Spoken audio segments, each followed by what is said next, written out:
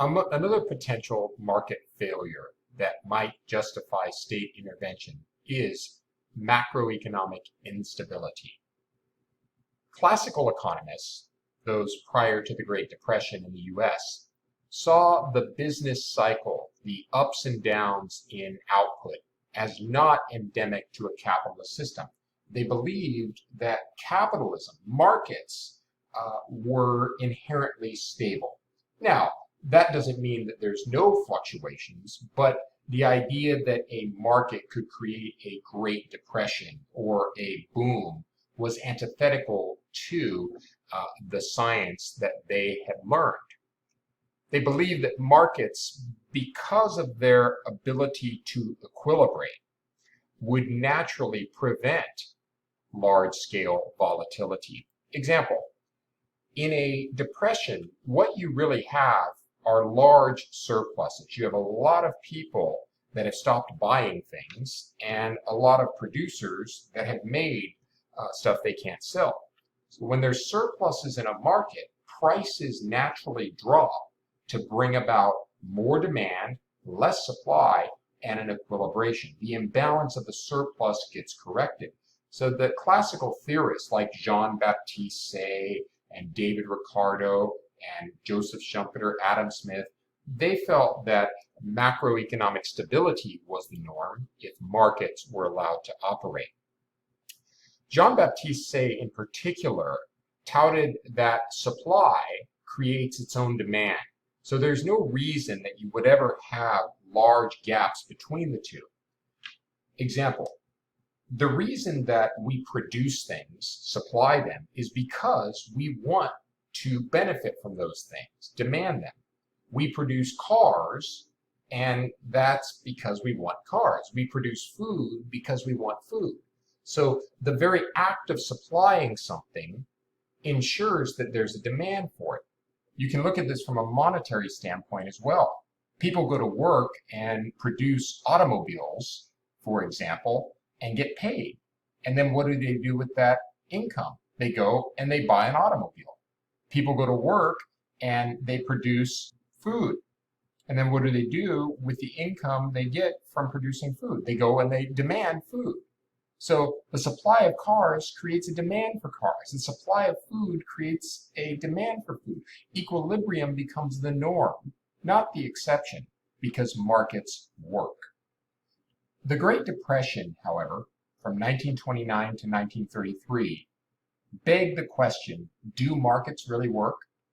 And a new science came along under the tutelage of this guy, John Maynard Keynes. He said that the business cycle is endemic to a market system, a capitalist system. Market economies don't automatically equilibrate. He took exception to several assumptions that classical theorists like Jean-Baptiste Say and Adam Smith and Joseph Schumpeter were contending. He didn't believe that markets had as much competition as these guys assumed, which meant that markets did not have the kind of price flexibility necessary to keep equilibrium the norm, to minimize surpluses and shortages. Okay? He also didn't believe that people were inherently rational. He saw them as volatile creatures that made decisions contrary sometimes to their own best interests. He said it's as though people are guided by animal spirits. Another way of saying that we can't rely on consistency and predictability among the masses. In essence, if people are inherently unstable in their decisions, then how can we expect stability in the whole economy? But Keynes also rejects one of the cornerstones of classical theory, Say's law, that that supply creates demand. He turned it on its head. He said, actually, demand creates supply. So surpluses and shortages are common. He said, you can go to work and produce a car or produce food, and you can get the income from producing a car and food. But that doesn't mean you're going to buy a car and food. There can be a whole lot of supply and not demand because people are unpredictable and irrational. It could be that people are scared they're not going to have their job in the future. Even if there's no evidence to support that, that fear might cause them to save and not spend their income. And that might put Walmart out of business. That might put McDonald's out of business. leading to a recession or depression. The Keynesian Revolution is the general acceptance of Keynes' proposition that governments must actively counter economic downturns with demand-side policies. He believes government is a non-market entity. So if the market is broken, use the government to fix it. More specifically, he believes that it is demand-side policies that should be implemented by government in order to manage the economy. For example, if people stop buying things for whatever reason, demand drops, the government can go in and implement policies to increase demand so that firms continue to sell their inventories and don't lay off workers and the economy maintains stability. On the other hand, if people are trying to buy too much stuff, then government can step in and implement demand-side policies that would reduce purchases. This is called policy activism, the use of government to try to manage spending in the economy to create stability. There's two types of policy activism. Monetary policy, which is where a nation's central bank, here in the US, what we call the Federal Reserve, would use the control over the money supply to stabilize the business cycle. When we go into a period of recession because people aren't buying a lot of stuff, right? Demand has dropped. The central bank can increase the money supply, which will lower interest rates, which will cause people to buy more stuff. If we go into an expansion where people are buying too much stuff, there's too much demand, then the central bank can decrease the money supply, raise interest rates, and people will buy less stuff. Fiscal policy is similar, but this is implemented by the executive and legislative branches of government, effectively the president and Congress. And what they can do is change taxation and spending to stabilize the business cycle. So if we go into a recession, they might lower taxes to get people buying more stuff. Or they might go directly in with government spending and buy that stuff. If we go into a boom, an expansion, because consumers are trying to buy too much, then the government might raise taxes or cut their own spending.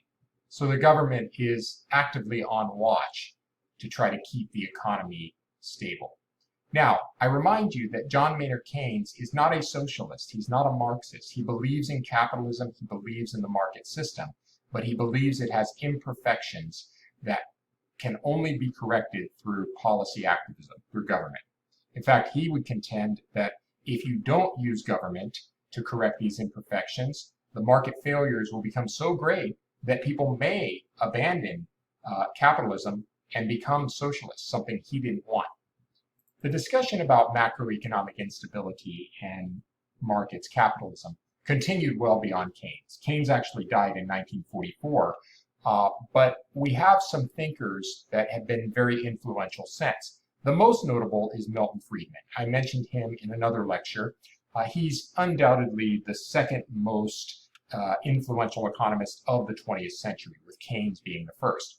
And Friedman is somewhat of a revitalization of the classical economists. He accepts those tenets of a rational economic actor, competitive markets, full information, those types of things, Say's law.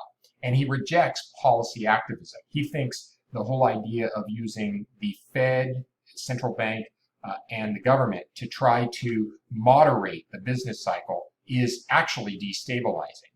Okay? But his focus is really on price stability. He's what we call a monetarist. And that means that he concerns himself most with the monetary elements of the economy. And price stability is an important part of that. When prices are unstable, that is, when you have rampant inflation or deflation, people can't make good decisions. And that creates economic instability. For example, if you're going to go into business, you're going to have a bunch of costs right now. So you're going to know what those prices are. But you might not sell your product for a few months or even years later because you got to produce it. And some goods take a long time to produce, like a housing development, right? If you're a developer, you might go out and hire people and, get the land and borrow money and all that and have all these costs right now. But you don't know what the price of homes is going to be a year or 2 or 3 from now when you actually put them on the market. But if there's price stability, you can more accurately predict what those prices will be, which means it's more likely that you would actually build the housing project. If you look at countries that have price volatility, price instability, the production drops a lot. People don't want to go into business. They don't want to make things because they don't know if they'll be able to recover their costs and earn a profit. That means that for a market to work effectively, prices need to be stable. And the government automatically creates prices. Now that may sound weird, but remember, even in a free market system, the Federal Reserve, the central bank, is in charge of the money supply, and the money supply determines the prices. So the government has a role in price stability. If the government puts too much money in the economy, you get what happens in Zimbabwe and in Venezuela. You get massive instability of prices through inflation. Okay? But you could also have what we saw in Japan in the 90s, where prices were collapsing. You had massive deflation. In both cases, the country's production suffered. You know, the country was not able to maintain its economic growth and prosperity in such an unstable environment. And in both cases, the government played a role in creating that instability. So for Milton Friedman, the best thing governments can do is use monetary policy not to affect the demand in the economy, like Keynes would promote, but to use it solely to stabilize prices. Two different rationales. The Fed exists, according to Friedman, to maintain price stability so the free market can do its job and work. Whereas for Keynes, the Fed exists to manage demand and keep spending stable. Later on, this guy, Robert Lucas, comes along and takes the revitalization of classical economics to an even greater level. He accepts the classical tenets. He essentially accepts what Friedman concluded, but he adds to this that activism, like Keynes promoted, is impotent. So even if you want the government to manage demand in the economy, they can't. They don't have that power. Individuals, according to him, use all available information to try to anticipate the future, eliminating the long-term effectiveness of fiscal and monetary policies. Here's an example of this. Let's say we go into recession. According to Keynes, the federal government should increase spending and lower taxes. However, if they do that, they're going to run deficits. And those deficits will accumulate into national debt. In other words, the government will be creating a future burden that has to be dealt with. If people respond to that by saving more to deal with that burden in the future, because they expect taxes are going to be higher, then the government has increased demand, but they've simultaneously decreased it, negating the goal of the policy.